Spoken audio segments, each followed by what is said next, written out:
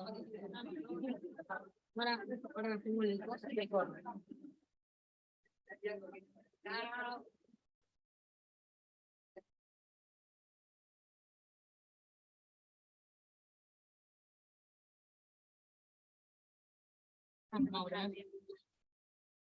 Sí.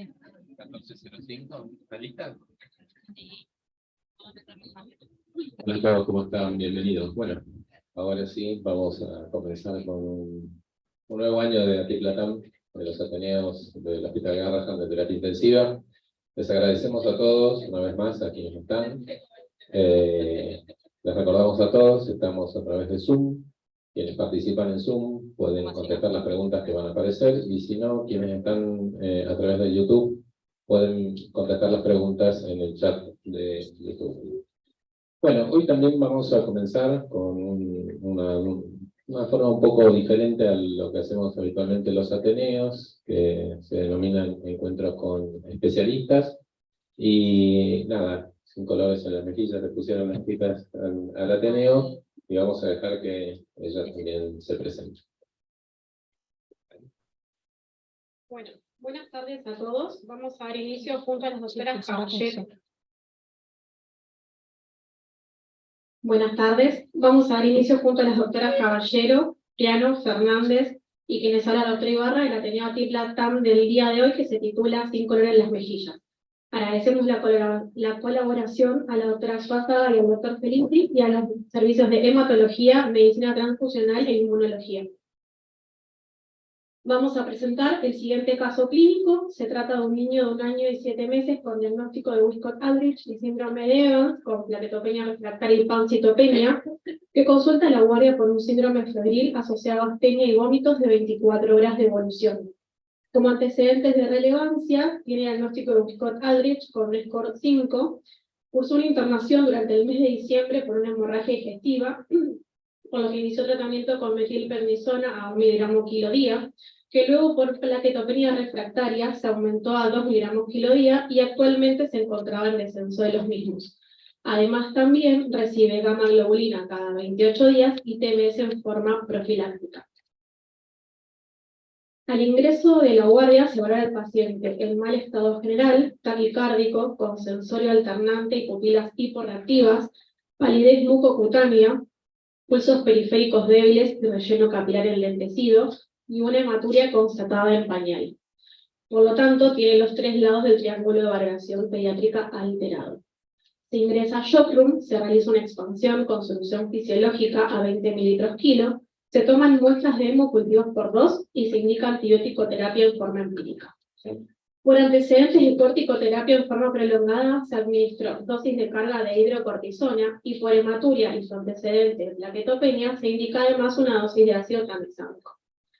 Se realiza un laboratorio que evidencia acidosis metabólica severa, hiperlactacidemia, anemia y plaquetopenia severas.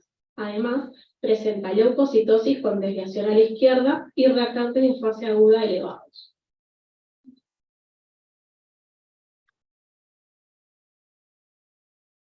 Por shock y por sensorio alternante se decide secuencia de intubación rápida e ingresa ARM en la guardia.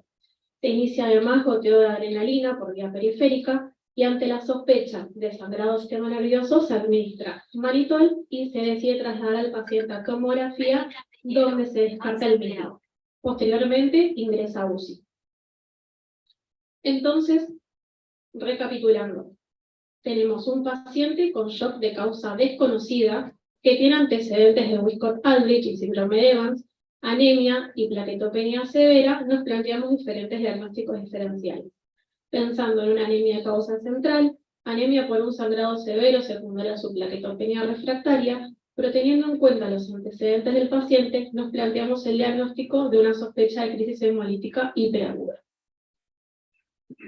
Ante nuestra sospecha diagnóstica, se solicita un laboratorio ampliado donde evidenciamos un hemograma con presencia de eritroblastos en sangre periférica y reticulocitos elevados, que nos habla de una anemia regenerativa, un hepatograma con hiperbilirubinemia a predominio indirecto, LDH aumentada, aptoglobina disminuida.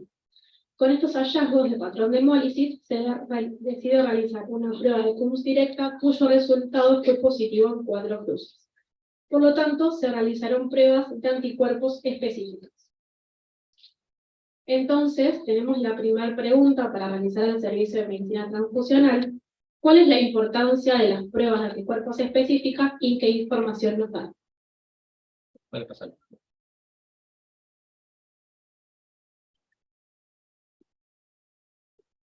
Bueno, ante la medicina transfusional, frente a una sospecha de anemia hemolítica autoinmune, lo que es el servicio, fenotipar al paciente, en el caso de que no sea conocido, con ABO, RH, el fenotipo RH-QEL, se le hace la detección de anticuerpos irregulares, y en el caso que sea negativo, se puede transfundir. No fue el caso planteado, la detección de anticuerpos irregulares fue positiva, para cual nos planteamos los antecedentes transfusionales del paciente.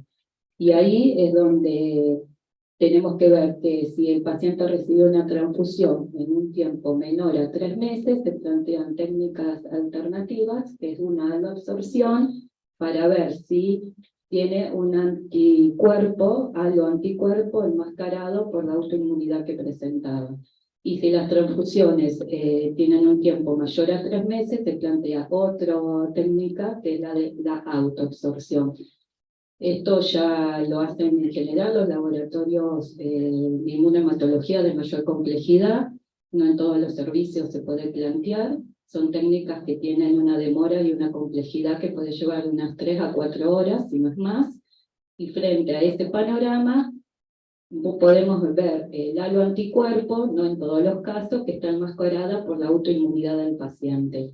A su vez se complementa, como se ve allá arriba, por la prueba de PUL directa, no solamente una poliespecífica, sino a lo que puede ser así IgG o complemento, para darle una mejor información si estamos frente a una anemia hemolítica mixta, ¿sí? Por un componente caliente y un componente frío. Como vemos, las pruebas que están en la parte superior sí las pueden desarrollar un laboratorio de hemoterapia con una complejidad simple a media y que da una información básica, pero bueno, frente a las posibles pruebas, cuando vemos una prueba, una detección de anticuerpos irregulares positiva, y se empieza a complicar qué es lo que podemos plantear para encontrar la mejor unidad para el paciente.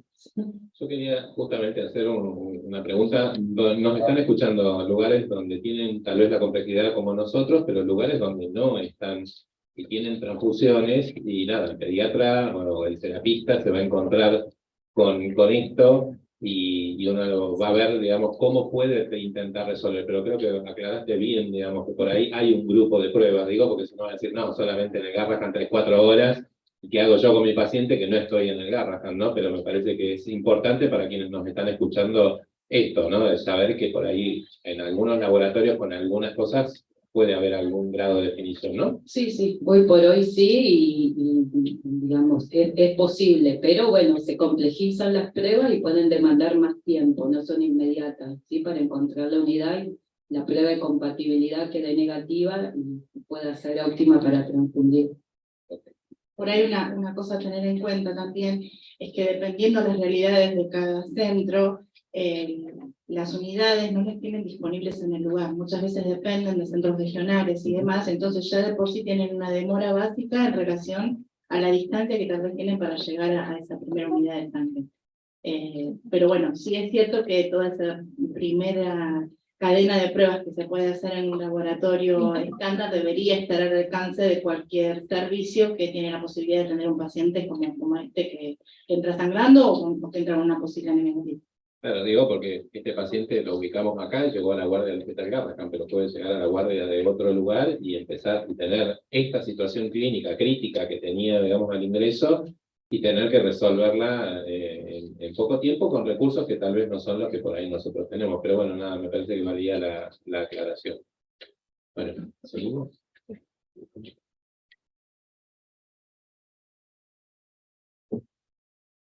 Bueno, en esta imagen nosotros describimos los hallazgos clínicos y de laboratorio típicos de la anemia hemolítica de Guttmann, los cuales suelen ser ligeramente diferentes en casos con anticuerpos cálidos y anticuerpos fríos.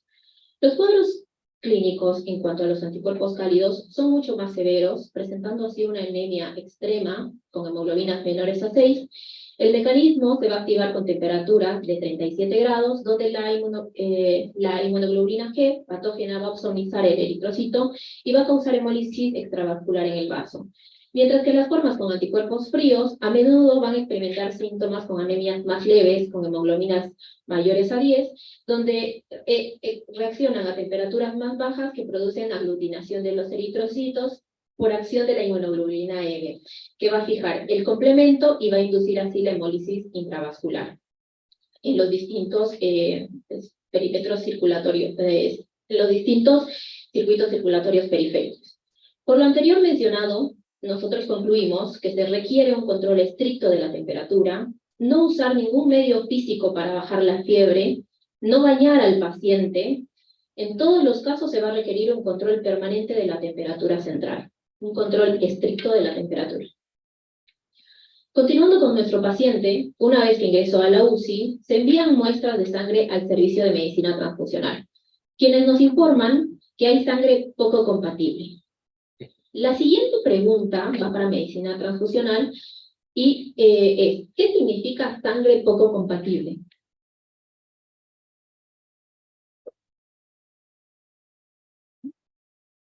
Bueno, volviendo cuando nosotros tenemos que hacer una prueba de compatibilidad, lo que buscamos es los glóbulos rojos del donante, de la bolsa que voy a transfundir, con el plasma de nuestro paciente, de receptor.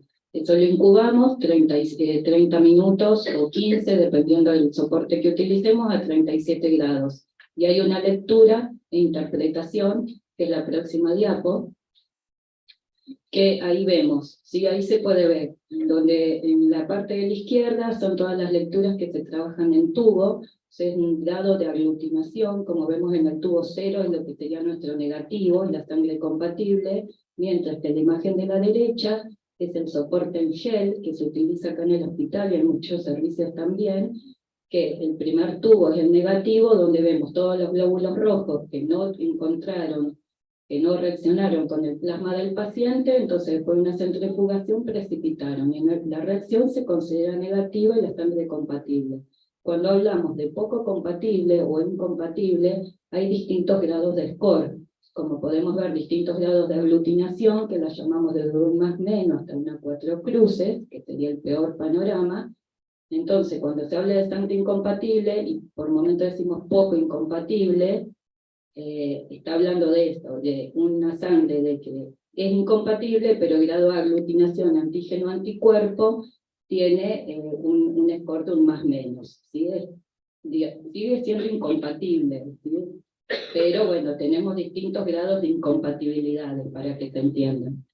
Y ahora te voy a disparar yo una pregunta, porque ustedes van a llamar y van a decir, bueno, tenemos algo no muy compatible, y a nosotros se nos van a poner los pelos de punta, a ver qué vamos a hacer, ¿no? Digo, esta es la pregunta de cajón, entonces ahí vamos a buscar las respuestas.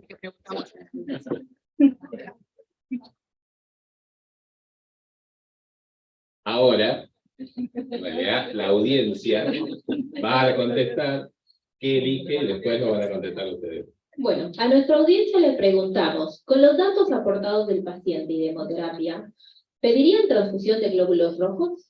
Seleccionen, por favor. A, sí, sin modificaciones. B, sí, solo con componentes irradiados y leucos reducidos. C, esperaría un donante compatible, o D, no. Recordando que nuestro paciente tenía una hemoglobina de 2. Bueno, vamos a esperar un par de segundos para que puedan votar. También pueden contestar a través del chat de YouTube. ¿Qué harían en esta situación? ¿Lo transfunden sin modificaciones, solo con componentes irradiados y leucos reducidos? ¿Esperarían un donante compatible o no lo hacen? Por ahora, todos los quienes han votado dicen sí, solo componentes irradiados y leucos reducidos. Hay alguien que ha votado que esperaría a alguien compatible. Recordemos la situación clínica también de nuestro paciente. Vamos un par de segundos más, pero el 90 y pico % está diciendo que con componentes irradiados y leucos reducidos. ¿Y existirá algún donante compatible? Para que vean. No lo sabemos. ¿Seguimos? Bien. En nuestro paciente que tenía componente autoinmune, nosotros pasamos componentes irradiados y leucorreducidos. A nuestro paciente, el cual estaba cursando un shock con hemoglobina de 2 y 4.000 pacientes y un laboratorio compatible con anemia hemolítica, que requería ser invadido, lo transfundimos con ambos componentes, glóbulos rojos y plaquetas. En cuanto a la clasificación de las anemias, existen las anemias hemolíticas por mecanismo no autoinmune, como por ejemplo las hemoglobinopatías, o adquiridas secundarias a infecciones o toxinas, como por ejemplo el Clostridium o mordedura de serpiente venenosa, ejemplo. Las que nos competen en este ateneo son las anemias por mecanismo autoinmune, que pueden tener causas primarias y o secundarias, por ejemplo las de anticuerpos calientes, que podrían ser primarias o por fármacos los que más usamos, las cefalosporinas, AINES, nitrofurantoína, o asociados a síndromes como el Wiskott-Aldrich, el Evans, y en aquellas que presentan anticuerpos fríos, frecuentemente secundarias a infecciones, como por ejemplo el micoplasma o infecciones por virus de Epstein-Barr, y las mixtas por el lupus eritematoso sistémico u otros trastornos reumatológicos.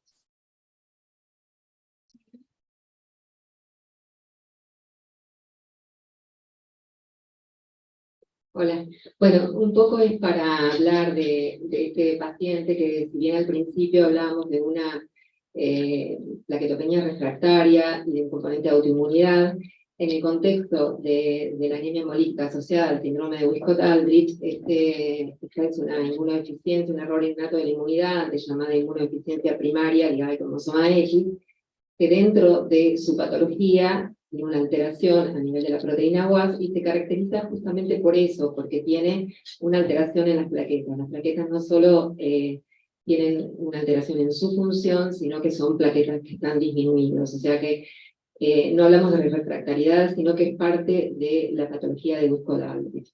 Cuando hablamos de un score, como nombraron al principio, vemos que tiene diferentes scores en función de la gravedad que va adquiriendo la patología, y la autoinmunidad habla de un score 5, que es lo que presenta esta paciente. O sea que la anemia hemolítica está determinada en el contexto de la autoinmunidad. Estos pacientes presentan, además de la trombocitopenia, que es lo más importante, lo que nos hace pensar cuando tenemos el paciente pequeño, con microplaquetas, trombocitopenia, varón que asocia eczema, que asocia autoinmunidad, pensar infecciones que van de la mano de todo el componente de inmunodeficiencia, pensar en estos pacientes con síndrome de Wiskott-Aldrich. Y básicamente el componente autoinmune en este caso estaría determinado por la anemia hemolítica.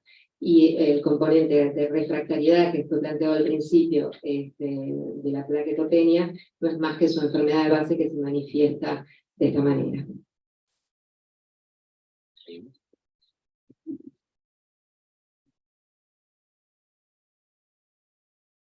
Bien, como sabemos que el gatillo puede ser infeccioso, en nuestro paciente se realizó búsquedas sin rescate, iniciando desde hemocultivos, muestras respiratorias, se realizó un VAL con búsqueda de micoplasma y PCP, cargas virales como el virus de Epstein-Barr, citomegalovirus, el herpes virus, con franca susceptibilidad al citomegalovirus por el WAS, evidentemente mencionado.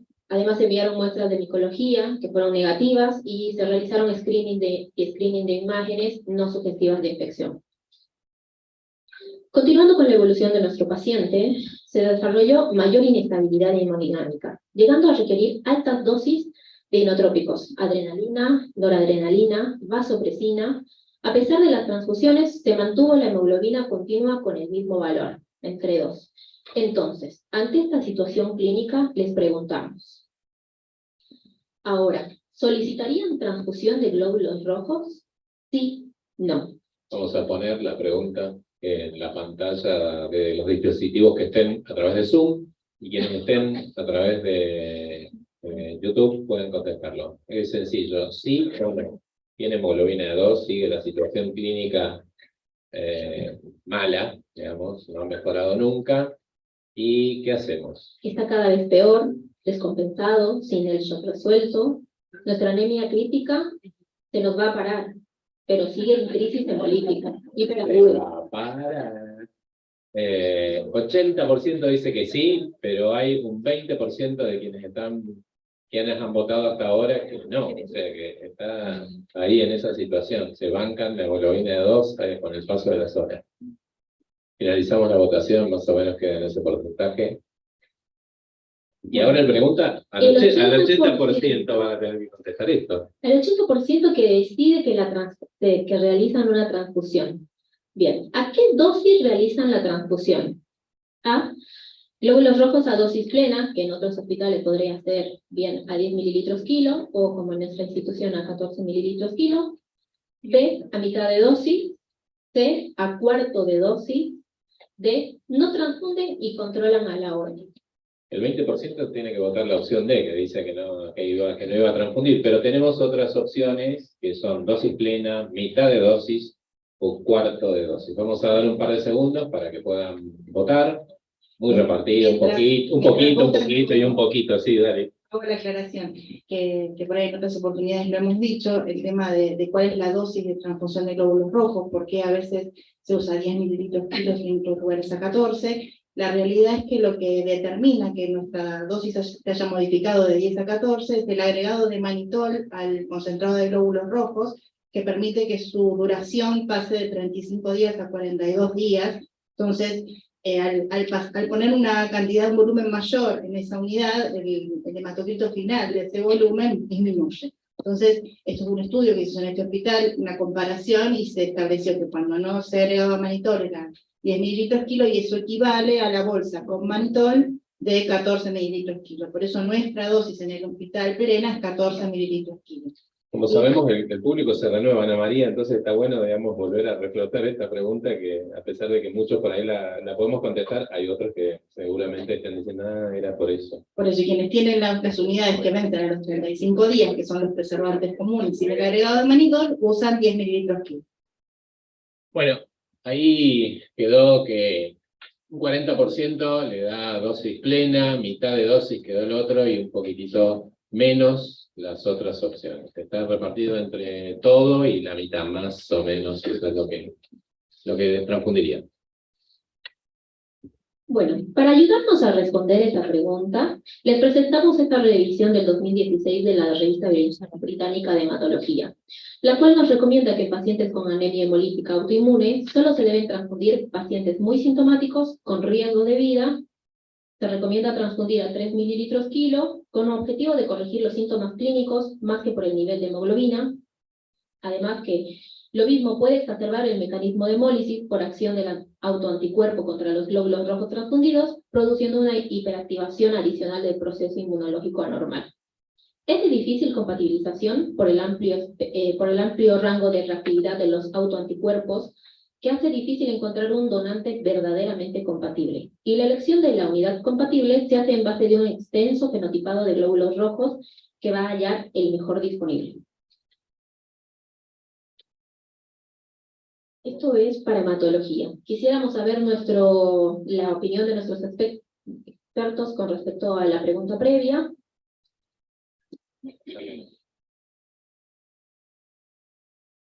Bueno, un poco ya lo respondieron ustedes, digamos, teniendo en cuenta que en pacientes con anemia hemolítica autoinmune, el riesgo de la transfusión es que desencadenen una hemólisis aguda. La hemólisis aguda puede desencadenar a su vez insuficiencia renal por hemoglobinuria y precipitación a nivel renal, y a su vez el paciente se puede poner más anémico que antes, o sea, tener la respuesta contraria a la que uno estaba buscando, y ser un paro cardiorrespiratorio. Así que la indicación, como pusieron antes, no es por valor de hemoglobina, sino por la clínica del paciente. Lo que uno trata es de no transfundir a estos pacientes, o sea, de aguantar todo lo que uno pueda con el monitoreo clínico. No se transfunden a dosis plena, justamente porque uno corre mayor riesgo de hemólisis aguda, y se transfunden, como dijeron ustedes, a la menor dosis posible. Generalmente se habla de alícuotas, pero bueno, más las alícuotas las maneja por ahí hemoterapia, y sumamente lentos. Es una transfusión que tiene que pasar lo más lenta posible, con monitoreo clínico permanente para detectar signos de hemólisis aguda.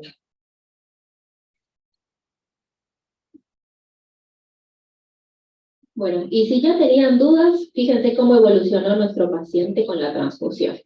Durante la transfusión el paciente presenta fiebre. Se avisa hemoterapia y cómo seguimos. A. Suspendemos la transfusión de forma definitiva. B. Administramos antitérmico y continuamos goteando la misma. C. Administramos el antitérmico, medios físicos y continuamos. D. Detenemos transitoriamente y retomamos estando afebril. Bueno, vamos a poner la pregunta en la pantalla de sus dispositivos. Empezó con fiebre, no.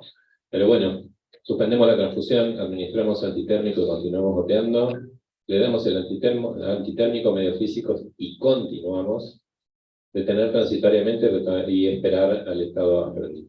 Mientras están votando, como la mayoría de acá no deben estar conectados, le vamos a preguntar a mano alzada, ¿quiénes votan por la opción A? Nadie. ¿Por la opción B? Levanten la mano así, si no se ve. 1, 2, 3. ¿La opción C? Poco votantes, más o menos. Allá al fondo. ¿La opción D? Ahí. Bueno, y acá también, detener transitoriamente y retomar estando afebril. Eso coincide acá el vivo con la votación en línea. Vamos a ver. Bien. Nosotros tomamos dos opciones como correctas, porque la fiebre por sí sola va a seguir el proceso de hemólisis. Pero tal vez no sea posible lograr la defervescencia del paciente, que al mismo tiempo está en estado crítico. Por lo mismo, se individualiza a cada paciente y la decisión va a recaer sobre el equipo médico tratante. ¿Quieres pasarle el micrófono para que...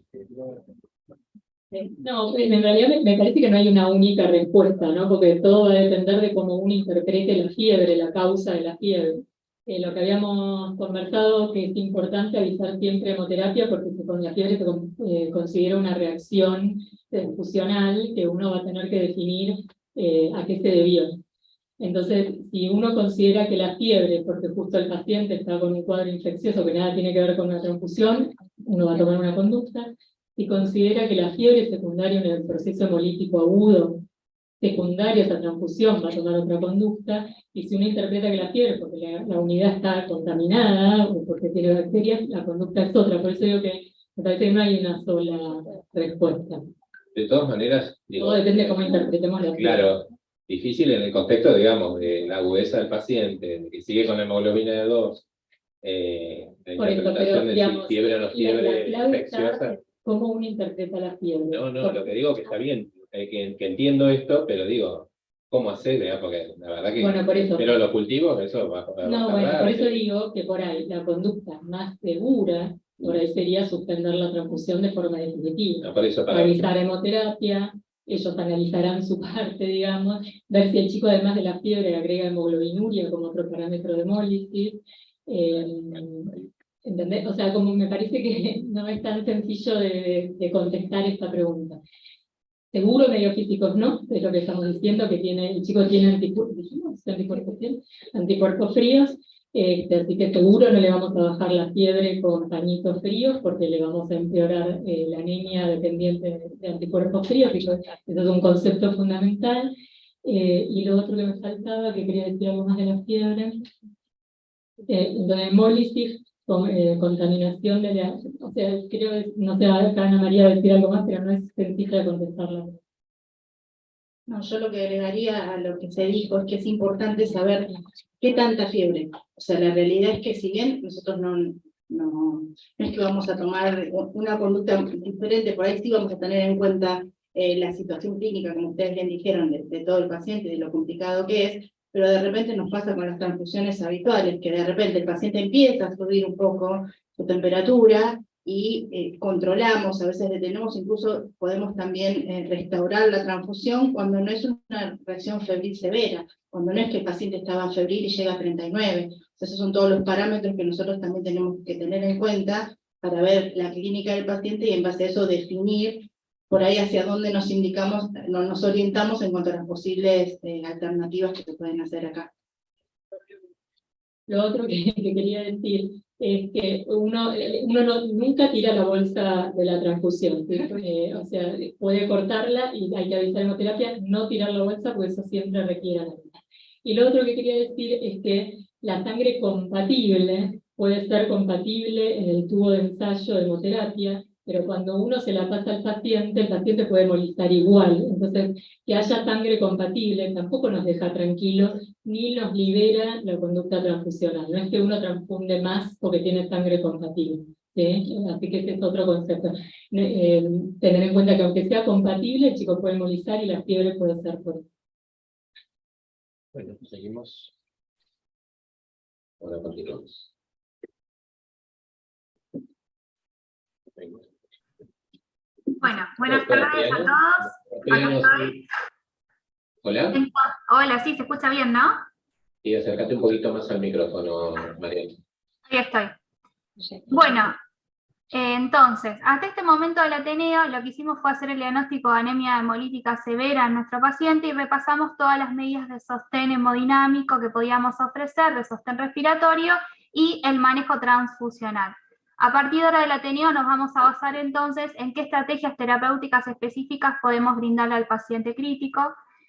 Este paciente justo cae un día sábado en pleno fin de semana, un paciente tan grave con tanta comorbilidad, así que en este contexto, con estas hemoglobinas con valores bajísimos de 2, se inician con corticoides como primera línea de tratamiento, inicialmente a 10 miligramos kilo de pulsos de metilprednisolona, que se hacen durante 3 días, sábado, domingo y lunes, y también pasa gamma globulina durante 2 días.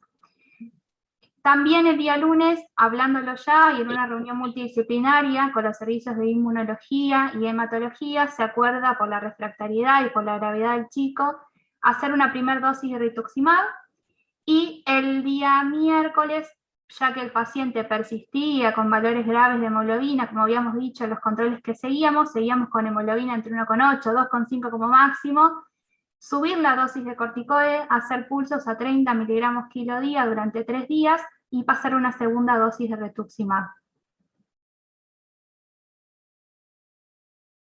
Entonces, el paciente, recalcamos, en todos estos laboratorios, en todos los que hacíamos durante todo el día, durante la guardia, teníamos hemoglobinas graves en valor entre 1,8 a 2,5 y empezaba a agregar en los días sucesivos de internación compromiso de otros órganos, llegando a la falla renal y la falla hepática.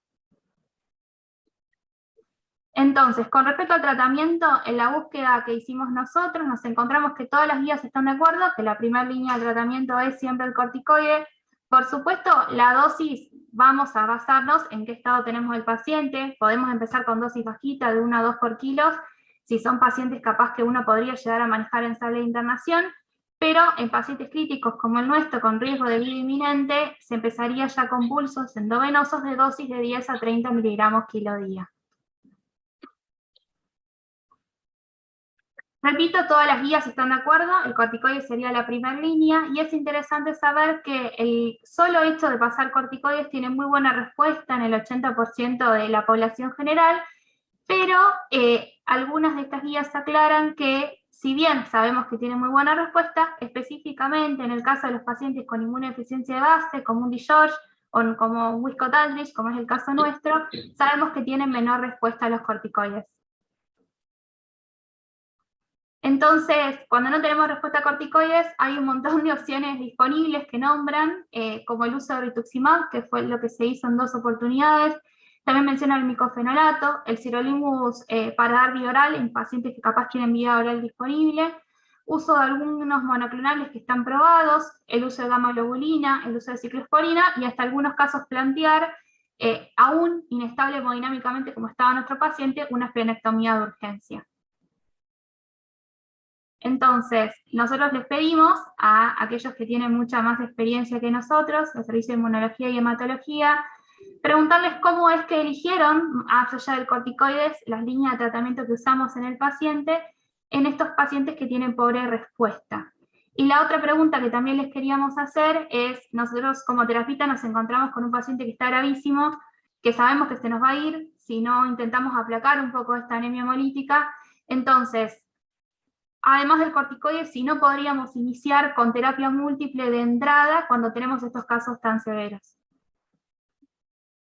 Bueno, como primera línea de tratamiento, entonces, reafirmo lo que vos dijiste, el 80% de los pacientes responde a los corticoides, independientemente de que en el Wincott haya una menor respuesta, que algunos reportes lo mencionan, se sigue utilizando como primera línea de tratamiento. Obviamente tenemos que caracterizar, depende del paciente. Este es un paciente grave en el cual ameritaba iniciar con pulsos de corticoides, no como otros pacientes que tienen una anemia más crónica y que uno puede empezar con una dosis de 1 miligramos. En cuanto a la segunda línea de tratamiento, el anti-CD20, el rituximab, que permite remover todos los autoanticuerpos, que es lo más rápido que vamos a actuar, y continúa siendo la segunda línea de tratamiento. Esto es en el contexto de la urgencia. Cuando hablamos de urgencia, podemos nombrar también, hay muchos reportes de que hablan de la esplenectomía, lo cual, si bien nosotros no lo hemos implementado acá, los reportes hablan de que tienen un cierto beneficio, pero hay recaída de componente autoinmune, y por otro lado tenemos en contra que son pacientes inmunocomprometidos y que tienen la posibilidad de producir varios cuadros infecciosos, lo cual no sería una elección en estos. Y por otro lado, estos pacientes, en cuanto a la gamma globulina, que en este caso se usó como inmunomoduladora, de por sí la enfermedad tiene indicación de gamma globulina en forma supletoria, es un paciente que lo recibe cada 21 días o 28 días, que estaría relacionado con la inmunodeficiencia que presenta, y en este caso, en un paciente grave, obviamente se apeló al uso de inmunoglobulina como inmunomodulador. En pacientes crónicos uno puede optar por otros tratamientos, como el sirolimus, que también produce la remoción a través de las células T reguladoras de linfocitos T autorreactivos, y es sumamente útil y de uso para todos los pacientes que son seguidos con una anemia en forma crónica, los anticuerpos monoclonales, la ciclosporina y el micofenolato.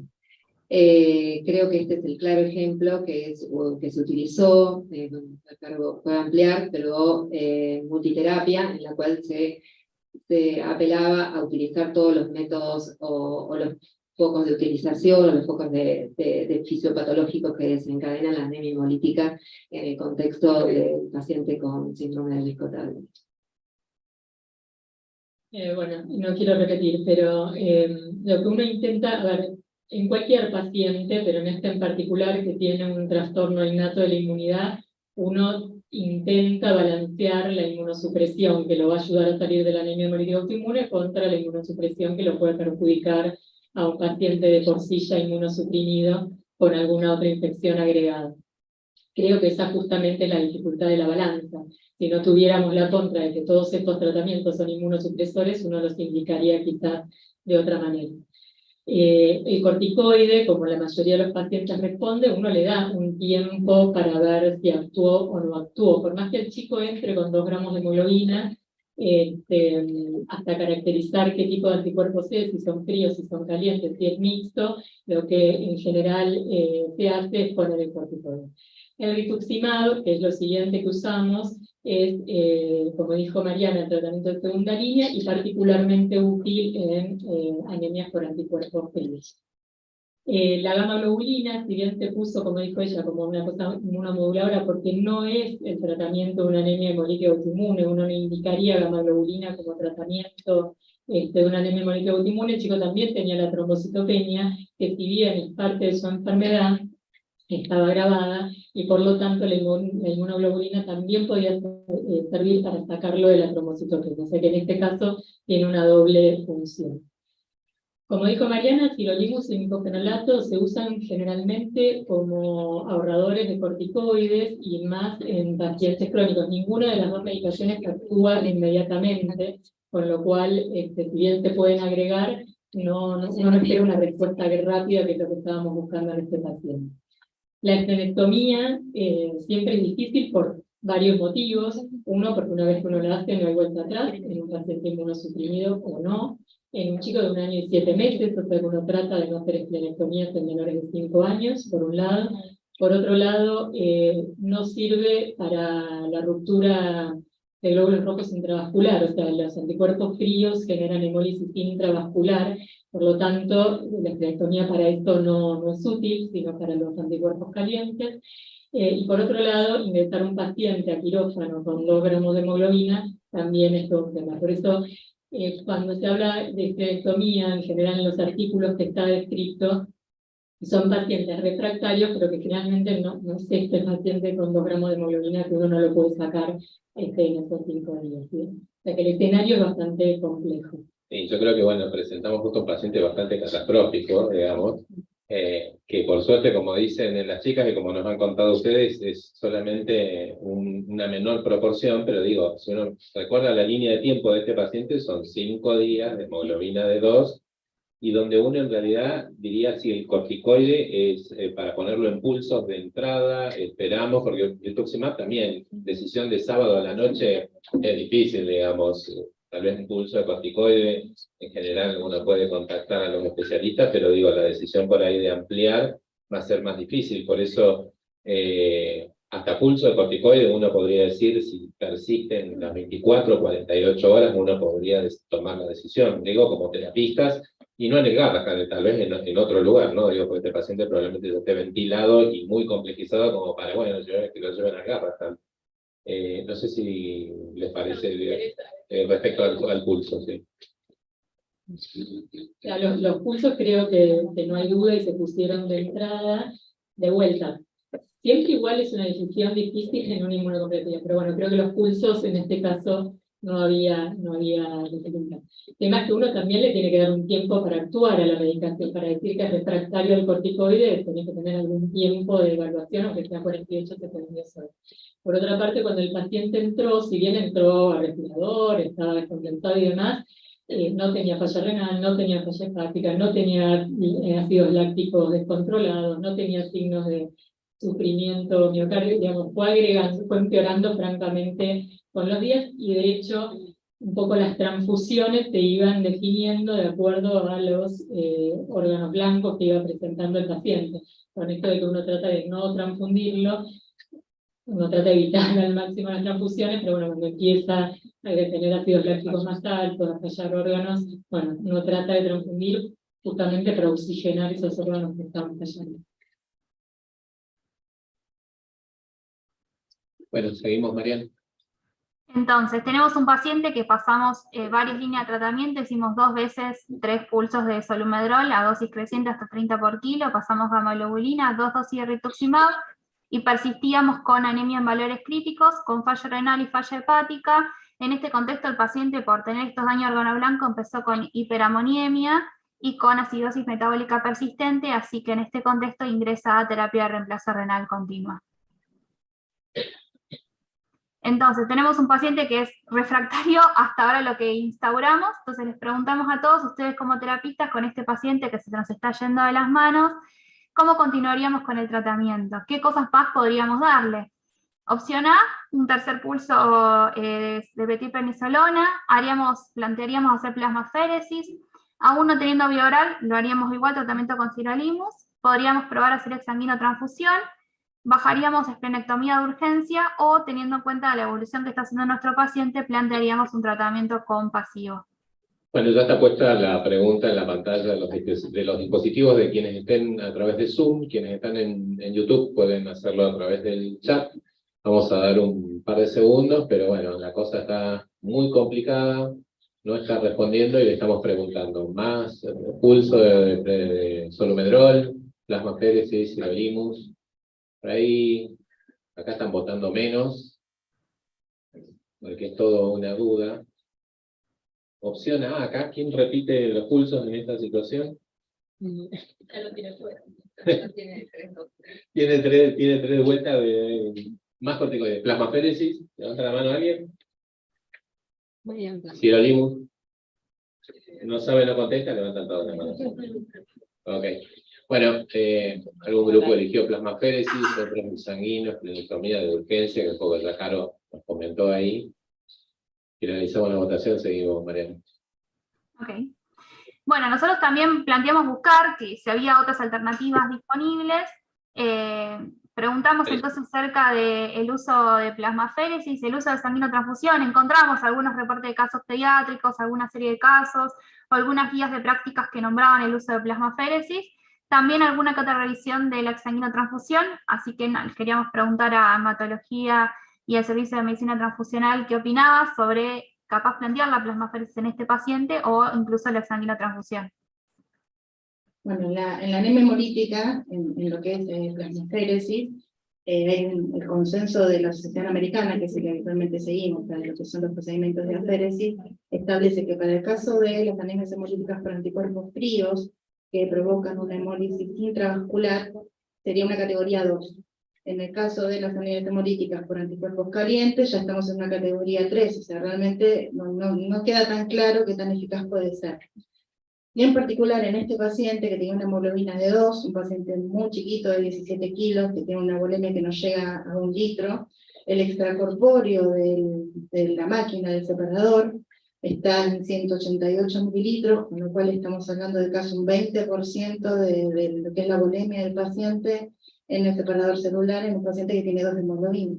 Entonces, habitualmente en estos pacientes nosotros hacemos un cebado de la máquina con glóbulos rojos, pero si pasamos glóbulos rojos estamos también teniendo riesgo de hemólisis, o sea que no es un paciente fácil para hacer plasmaféresis. Y la otra alternativa, en el caso en que no puede hacer la plasmaféresis, es la exsanguinotransfusión, que bueno, fue una de las alternativas que se hizo. No sé qué quieres. En realidad la limitante de la plasmaféresis es la que contó Ana María, y la exsanguinotransfusión es, digamos, lo que consideramos que nos quedaba disponible para ver si podíamos sacar al paciente de esta situación. Bueno, seguimos. Entonces, efectivamente, lo que se intentó con este paciente, se hizo el proceso de exsanguinotransfusión. Al día siguiente de haber entrado en terapia de reemplazo renal continua, el VEI interno, por supuesto, se llegó a normalizar, se hizo el exsanguino, pero el paciente evoluciona al 5º día con midriasis bilateral, A reactiva, se baja a hacer una tomografía donde se ven las imágenes, áreas extensas de isquemia, asumimos obviamente por todo el shock que tenía y los valores persistentes críticos de hemoglobina, así que se hace el diagnóstico de muerte encefálica en el paciente.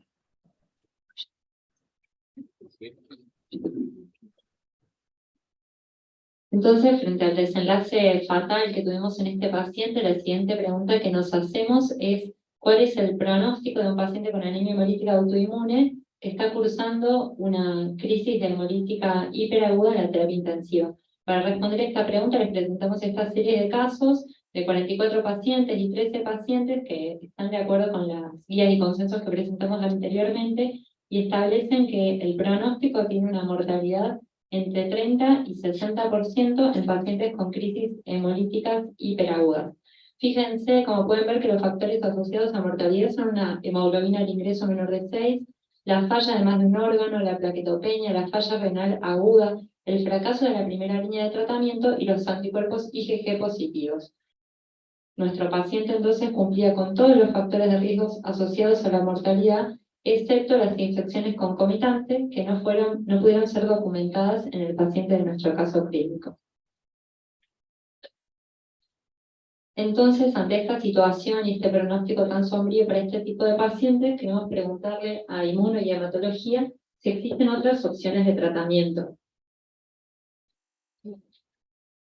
Bueno, a ver, en primer lugar quiero reafirmar que este paciente con estos valores que ingresa, o sea, sí o sí el tema de los pulsos y del rituximab tiene que ser rápido, inmediato. Nosotros dentro de los síndromes con Wiskott-Aldrich tenemos 50 pacientes reportados y tenemos solo 2 con este caso de una anemia hemolítica grave. Yo creo que eso es como concepto y como mensaje. En cuanto a otros tratamientos, tenemos anticuerpos monoclonales que están en experimentación, anti-CD38, anti-CD52, y yo creo que esta pregunta también estaba enfocada, o creo que la idea era mencionar que esta patología tiene un tratamiento, la posibilidad de un tratamiento curativo que tiene que ver con el trasplante de células progenitoras hematopoyéticas, que es lo que nos permite nos impide llegar a este cuadro tan grave del paciente. Estos pacientes tienen un mejor pronóstico cuando el trasplante se realiza en pacientes menores de 5 años. Y hay otra opción que es la terapia génica, que no está disponible en nuestro país, pero es importante mencionarla porque es una alternativa terapéutica. Bueno, más allá de eso, creo que es lo único que podemos evitar, pero que mencionar el tratamiento curativo para estos pacientes es importante.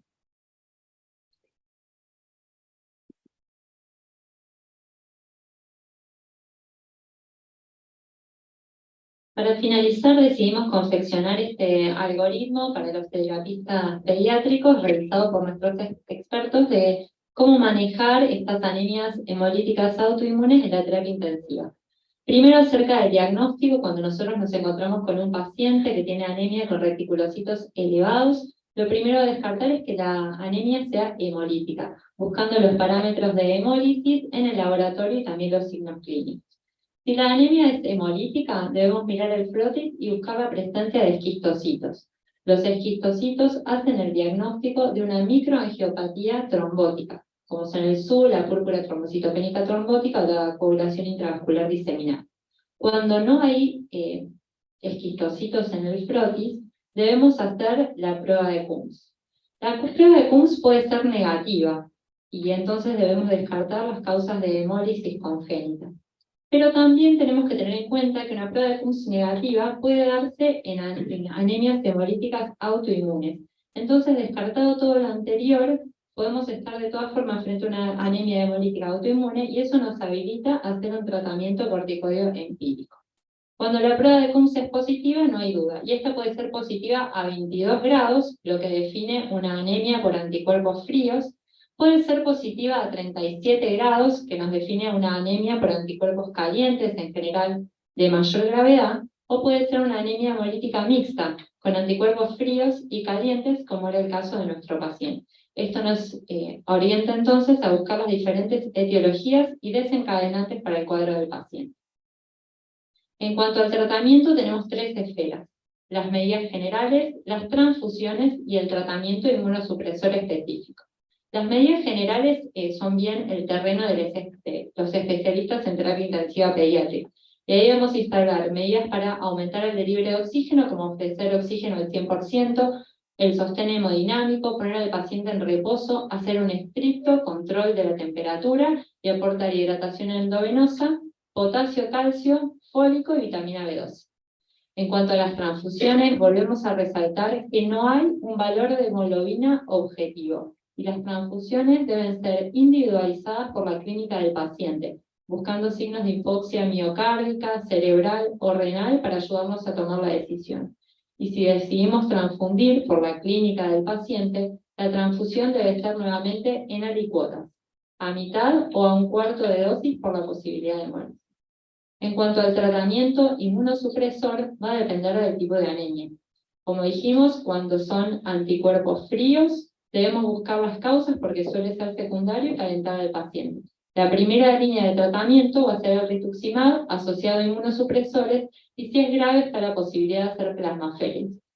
Cuando hay anticuerpos calientes, si es una anemia leve puede empezarse con corticoides a 1 o 2 gramos día, pero si es severa o si no hay respuesta, nuestros especialistas acá en el hospital recomiendan iniciar directamente con pulsos de metilprednisolona.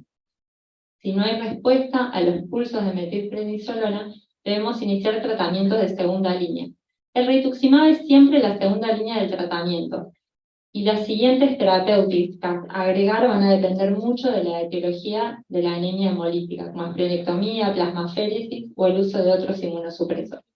Por último, el caso más grave de la anemia hemolítica autoinmune hiperaguda o crisis hemolítica nos habilita a realizar un tratamiento combinado, donde vamos a hacer medidas con poca evidencia para intentar salvar la vida del paciente, incluyendo corticoides, rituximab, gamma globulina, esplenectomía de urgencia o plasmaféresis. Como conclusiones, queremos resaltar la importancia del sostén clínico que debe realizar el terapista pediátrico, con un manejo estrecho de la temperatura, la búsqueda precoz de posibles gatillantes infecciosos, el envío precoz de muestras a medicina transfusional, evitar transfundir excepto cuando es estrictamente necesario, y el inicio temprano y a altas dosis de corticoides. Por último, resaltamos la necesidad de un enfoque multidisciplinario con la participación de los especialistas en medicina transfusional, inmunología y hematología. Muy bien. Bueno, la verdad que ha sido... Le damos un aplauso. ¿Cómo les parece si hay preguntas o sugerencias ahí? ¿Me prestas ese micrófono? Bueno, nada, primero agradecerles a todo el equipo de Medicina Transfusional, a la gente de Inmunohemato, la verdad que el Ateneo, ustedes han formado parte del Ateneo y las hemos hecho hacer el Ateneo, digamos, agradecerle a las chicas en esta primera modalidad, pero la verdad que creo que nos ha instruido de una forma muy importante, sobre todo a nuestra ansiedad terapística que se estabiliza rápido y no fue el caso. No sé si Edu o Marce quieren hacer algún comentario. Ustedes tuvieron el paciente. Buenas tardes. El paciente lo tuvimos con Luis Landry y era todos los días preguntarnos qué más hacíamos con todas las interdisciplinas y buscar y leer y leer y leer. Y la verdad que el desenlace no era lo que uno esperaba, obviamente. Yo le quería preguntar, no sé si vale la pena, pero hay unos carriers de unas cosas que es como sangre artificial que uno ha leído, hecha a través de células hematopoyéticas clonadas. ¿Eso existe? ¿Se usa? ¿Eso es experimental? ¿Es de la NASA? ¿Cómo se usa eso? Claro. Tengo que decir que no, porque nos quedamos sin trabajo. No. La realidad, hace ya muchos años que se viene investigando en sangre artificial o cargas de oxígeno y demás. Al día de hoy todos los trabajos de investigación que se hicieron y mucha investigación básica se abortaron, se suspendieron, se abandonaron porque no dieron resultado. Yo hice una búsqueda a raíz de esto, un poco porque las chicas me consultaron, y de lo que hay aprobado es solamente 2 sustancias que se usan en veterinaria, pero se pueden usar por única vez, porque utilizan hemoglobina bovina. Entonces calculo yo que lo que debe producir es una importante reacción alérgica, y si lo volvés a exponer, no creo que sea lo mejor para el pobre animal, por eso es que se puede utilizar una única vez. Y después hay algunas sustancias que se empezaron a utilizar para lo que es el transporte de órganos en trasplante. Pero sí en investigación, o sea, la realidad es que y todo es investigación básica. Todavía, salvo algunos de estos casos que por ahí empezaron como a prosperar en este campo de la veterinaria. Tal vez más adelante, digamos, siempre se sigue, en cualquier paper que leas, al final termina diciendo en futuros años veremos si podemos, pero hoy por hoy no hay nada. Ana María, yo te quería preguntar, digo, en este hospital, sobre todo, digamos, hay pacientes politransfundidos con enfermedades crónicas, si esto, digamos, la politransfusión, digamos, también puede predisponer a tener este tipo de anemia hemolítica. Este chico era una característica especial, digamos, por su enfermedad de base, pero digo, puede haber otros pacientes, digamos. Lo que sí te predispone la politransfusión es la posibilidad de desarrollar un anticuerpo. No es este caso, no es la anemia hemolítica autoinmune, esa va por otra vía. El tema que, bueno, es una de las cosas que explicó Sol al principio, que en ese primer estudio que hacemos, para nosotros lo que es muy importante es descartar la presencia de algo anticuerpo. Si algo anticuerpo es un anticuerpo que se generó contra un antígeno que en su glóbulo rojo no está. Si yo le paso una unidad de glóbulos rojos que tiene ese antígeno, el paciente que tiene el anticuerpo va a romper esos glóbulos rojos y va a provocar una reacción hemolítica aguda que lo puede llevar a la muerte. Digamos, y eso sí tenés mayor riesgo en los pacientes politransfundidos. A mí me quedó de las primeras diapos y la compatibilidad, que era algo compatible y eran como las cruces, ¿no? Esto, digamos, la decisión, digamos, yo te lo voy a pedir como médico terapista, te voy a decir, mira, la verdad que la necesito, pero digo, ¿en qué rango ustedes dirían, bueno, vamos a pasarle esta? Como me mostraste las cruces, ahora yo quiero saber más o menos en cómo será eso, digamos, a mitad de camino. No, bueno, sí, es muy difícil. O sea, la realidad es que cuando se hacen las compatibilidades así en un paciente como este, que estaba tan incendiado con tantos anticuerpos, que vos puedas conseguir una compatibilidad negativa, no es para nada fácil. Y sí, sin duda va a necesitar de más horas de trabajo, o sea, no va a ser en las primeras horas, porque eso va a necesitar de estos estudios posteriores que tenés que hacer como para poder sacar ese anticuerpo que está pegado, y bueno, buscar la mejor unidad para ese paciente, pero como decía Caro, el paciente en vivo, digamos, tiene los anticuerpos. Yo estoy tratando de buscar la mejor unidad en el tubito como lo veo, pero la realidad es que el paciente sigue teniendo los anticuerpos. Con respecto a los estudios, digamos, hablamos de que por ahí hay estudios básicos de laboratorios, de servicios de medicina transfusional que venían, pero después hay otros estudios más específicos y como nos están escuchando de afuera. Si el paciente tuviera tiempos, digamos, eso, por ejemplo, es factible de enviar las muestras acá, hay otros laboratorios de referencia que se puedan hacer. Digo porque, de nuevo, nos están escuchando gente que dice, no, mira, yo tengo mi servicio de transfusional llega hasta acá, pero tal vez si se necesitan tomar otras decisiones, eso el hospital lo puede recibir, hay otros centros, no sé, capitales de provincia. En esta institución se pueden recibir muestras, lo que sí no es la urgencia. Si no va a poder resolver la urgencia en el caso que tenga un paciente de estas características en otra terapia, ¿sí? Se tiene que contactar con el servicio, con la doctora Pugliesi, se coordina todo el envío y demás, pero bueno, más allá de eso, como para después darle, puede estar resuelto en unas 24 horas o 48, pero bueno, como para dejarle una buena consideración transfusional es posible. ¿Sí? Bueno, les vamos a dar un aplauso de nuevo a quienes han producido el reunión, agradecerles de nuevo, como siempre, a los servicios que han participado, y ahora sí nos estamos viendo la semana que viene. Muchas gracias. Muy bien, me encantó.